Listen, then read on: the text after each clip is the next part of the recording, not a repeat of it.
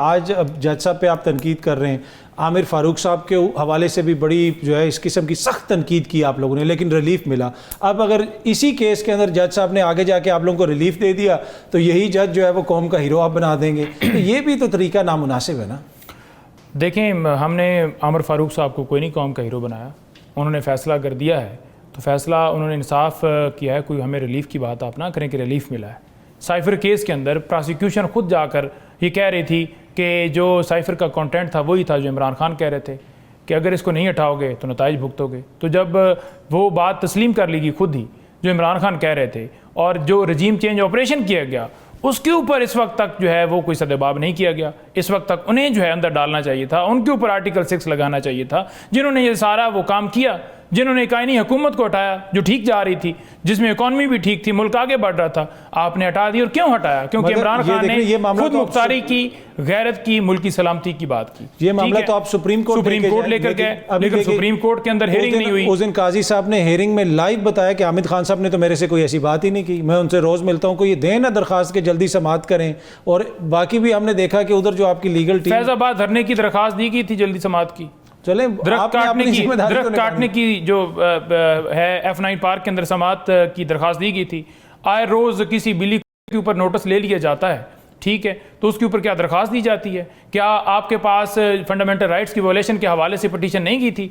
कल जैसे हुआ कि इलेक्शन कमीशन जो है वो के वकील जो हैं उनसे पूछा जा रहा था कि प्रेस कॉन्फ्रेंस होती रही तो आपको पता है ना जी, वो कहते हैं जी मुझे तो नहीं पता, मैंने तो नहीं देखी।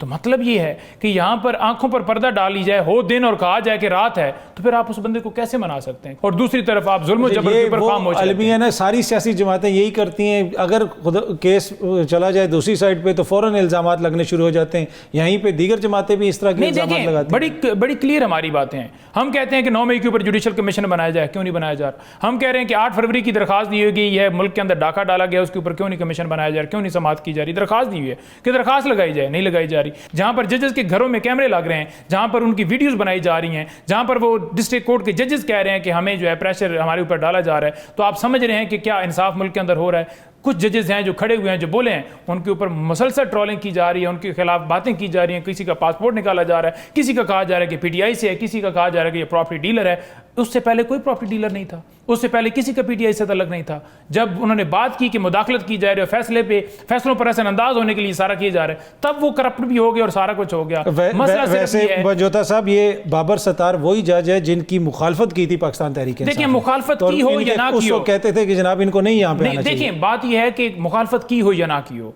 इस वक्त उन्होंने क्या बात की? उन्होंने ये कहा है कि हमारे जो काम है उनके अंदर मुदाखलत की जा रही है। उन्होंने जो ऑडियो लीक वाला मामला उठाया था, ठीक है, जस्टिस साहब ने, तो उसके अंदर क्या किया गया कि जाकर प्रेस कॉन्फ्रेंस की गई, किसी ने कहा कि हमारा दिल दुख रहा है, किसी ने पगड़ियां उछालने की बात की, तो वो पगड़ी उछालने वाले आज तो माफी मांग रहे हैं। और जो इद्दत केस है, मैं दोबारा उसके ऊपर बात करूंगा कि इद्दत केस जो है, जो इमरान खान और बीबी साहबा के ऊपर बनाया गया, पाकिस्तान की हिस्ट्री में पहला केस है। और इस केस के अंदर यह कहा गया कि जो मैरिज सेरेमनी हुई वो फ्रॉड थी, उसकी कोई जो है वो इलीगल थी। किसके साथ फ्रॉड हुआ? मुफ्ती सईद के साथ फ्रॉड हुआ। आप बताएं कि चौधरी के साथ फ्रॉड हुआ।